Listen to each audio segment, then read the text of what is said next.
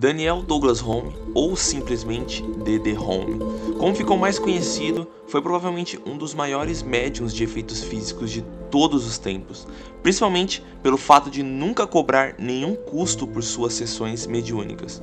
O Sr. Home, ou Daniel Douglas Home, nasceu em março, em 1833. Descendente da antiga e nobre família dos Douglas da Escócia, outrora soberana, filho de William Montagu Home e Elizabeth MacNeill Home, e nasceu na aldeia de Curry, perto de Edimburgo, na Escócia. Embora descendente da antiga nobre família dos Douglas da Escócia, outrora soberana, nasceu na pobreza e como filho ilegítimo, sendo adotado por uma tia, que o levou aos 9 anos para morar em Connecticut, nos Estados Unidos. Daniel é um jovem de talhe mediano, louro, cuja fisionomia melancólica nada tem de excêntrico.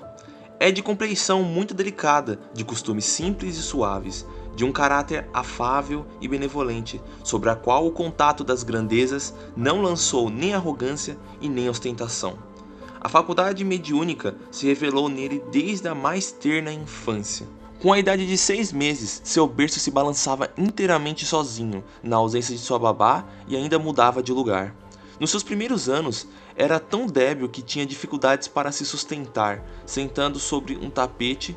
Os brinquedos que não podia alcançar vinham a eles, mesmo colocando-se ao seu alcance.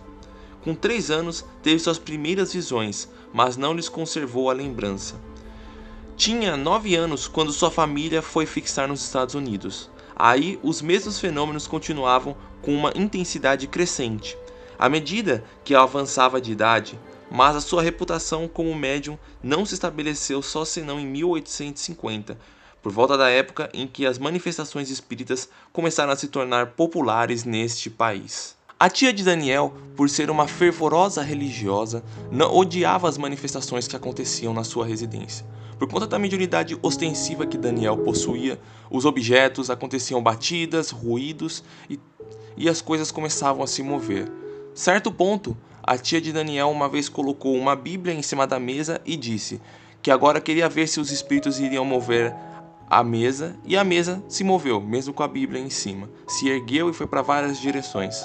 A tia de Daniel chegou a um ponto de ficar tão irritada com essa situação, acreditando que era o demônio, que simplesmente expulsou o menino de sua casa. Daniel então se mudou para a casa de amigos, viajou para outro país e começou a ficar nesses lugares, morando com os amigos dele. No ano de 1853, foi estudar medicina em Nova York, mas não concluiu os estudos, retornando à Grã-Bretanha 2 anos depois. Em 1854, veio para a Itália e desde cedo tinha graves problemas de saúde. Daniel sempre usava sua mediunidade apenas em locais privados, nunca realizava espetáculos públicos em teatros, o que acontecia muito com médiuns na época. Geralmente, apenas realizava suas sessões com condes e nobres da realeza que os convidavam em suas casas para ele realizar as suas sessões, com grupos fechados. Daniel nunca aceitava nenhum dinheiro pelas sessões que realizava, diferente de muitos médiuns de sua época. Acreditava que tudo aquilo não era dele, e que tudo que ele recebia de graça tinha que dar de graça, já que eram os espíritos que forneciam todos os movimentos. Daniel apenas aceitava presentes que ele recebia de vez em quando de algum nobre que queria agradecer pelo seu trabalho. Apenas isso, mas nunca vendia esses presentes, sempre os guardava como uma lembrança. Em outubro de 1855, por motivos de saúde, ele viajou para Florença. Durante este período, várias pessoas puderam testemunhar sua mediunidade, inclusive o imperador Napoleão III e sua esposa, a imperatriz Eugênia, que puderam constatar o fenômeno da escrita direta com a assinatura de Napoleão Bonaparte. Em dezembro do mesmo ano, Daniel Douglas Home tornou-se católico e tomou a obrigação de romper as suas relações com o mundo dos espíritos. Durante 1 ano, com efeito, seu poder oculto pareceu tê-lo abandonado, mas como esse poder estava acima de sua vontade, findo esse tempo, assim como lhe havia anunciado o espírito de sua mãe, as manifestações se produziram com uma nova energia, o que acabou acarretando sua expulsão da igreja em 1863, devido às suas práticas mediúnicas. Mas foi em 1859, já casado, retornou à Inglaterra com a esposa Alexandrina e o filho Gregory. Sua fama já havia crescido consideravelmente e várias celebridades o procuravam sempre. Em 1868, mais precisamente no dia 13 de dezembro, aconteceu um dos mais fantásticos episódios dentre os muitos envolvendo Holmes. Quando ele, estando num dos quartos do terceiro andar do hotel Ashley House, na frente de várias pessoas, levitou, saindo de uma janela e entrando por outra, deixando todos os presentes atônitos. Além da levitação, Daniel Douglas Home possui habilidades de materialização, escrita direta, produção de pancadas, ruídos e até instrumentos musicais. E um dos maiores feitos que aconteceram com a sua mediunidade foi quando ele pegou, hipnotizado, carvões em brasa nas suas próprias mãos. Os carvões estavam extremamente quentes e além de colocar o rosto dentro de uma lareira, e mesmo assim saindo com as mãos intactas e o rosto também. Enquanto outros médiuns da época obtêm golpes leves ou deslocamentos insignificantes de uma mesa sob influência, o Sr. Home, com os ruídos, os mais retumbantes se fazem ouvir, e todos os mobiliários de um quarto podem ser revirados, os móveis remontados uns sobre os outros, por conta da sua grandiosa mediunidade. Como todos os médiuns, o Sr. Home foi caluniado e ferido em sua dignidade, mas nunca lhe faltou, nas horas mais difíceis, o amparo de seus mentores espirituais. O grande cientista britânico William Crookes pesquisou a mediunidade de Home, atestou a autenticidade dos fenômenos produzidos. Seu relatório sobre as pesquisas efetuadas foi publicado no Quarterly Journal of Science, de julho de 1871. Nele, Crookes admitia que sua mente racional assegurava a impossibilidade de tudo o que observara. Entretanto, reconhecia estar plenamente convencido de que Home era capaz de levitar, segurar brasas, alongar-se e fazer com que os objetos flutuassem no ar. Muitos dos experimentos de Crookes com Home também foram anotados no seu livro chamado Research of the Phenomena of Spiritism, ou traduzido aqui no Brasil, Fatos Espíritas, onde ele narra um pouco sobre os experimentos que fez com Kate Fox e Daniel Douglas Home. Posteriormente, nesse livro, a ênfase total é mais para os experimentos que fez com a Florence Cook. Allan Kardec, por ser contemporâneo de Home, não se isentou em fazer comentários sobre o médium, onde ele disse que as causas das manifestações do Sr. Home lhe é inata, sua alma, que parece prender-se ao corpo somente por fracos liames, tem mais afinidade com o mundo dos espíritos que com o mundo corpóreo. Eis porque se desprende sem esforços, entrando mais facilmente que outros em comunicações com seres invisíveis, conclui Kardec.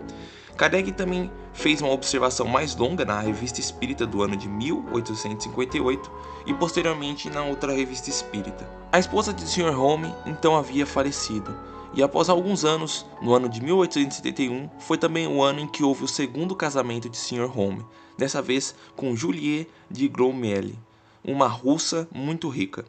Nesta década de 70, Home cessou suas atividades mediúnicas e na década seguinte, em 12 de junho de 1886, ele faleceu, vítima de tuberculose, após um longo e doloroso período enfermo.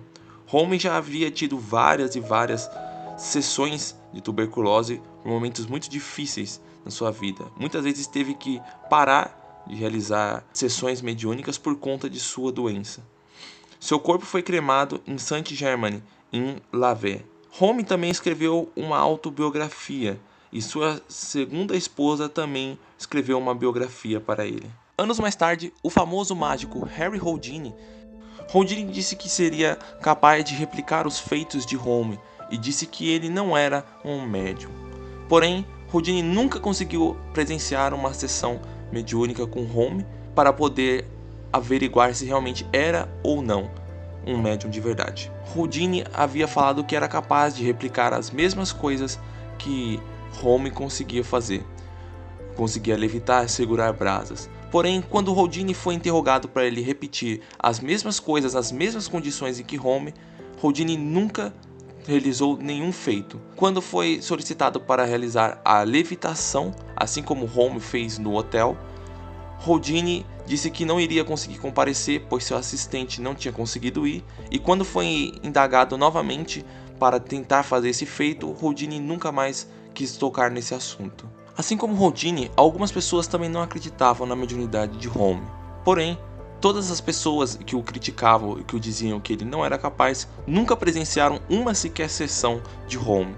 E pior ainda, davam opiniões sem sequer conhecerem Holmes ou verem algo sobre ele. Nunca ninguém conseguiu provar que a mediunidade de Holmes era falsa. Muito pelo contrário. Sempre haviam pessoas que averiguavam e diziam que era verdadeira. Além disso, Sir Arthur Conan Doyle fala muito sobre Daniel Douglas Home no seu livro A História do Espiritualismo, onde tem um capítulo exclusivo só falando do médium. E posteriormente, I.G. Edmunds fez uma biografia de Daniel Douglas Home, que aqui no Brasil ela foi editada pela editora Pensamento. Então é isso, gente. Muito obrigado a todos vocês que participaram. Agradeço pela participação e nos veremos no próximo vídeo. Muito obrigado a todos. Um grande abraço e, por favor, se inscrevam no canal, que isso vai ajudar mais na divulgação, e deem um like no vídeo.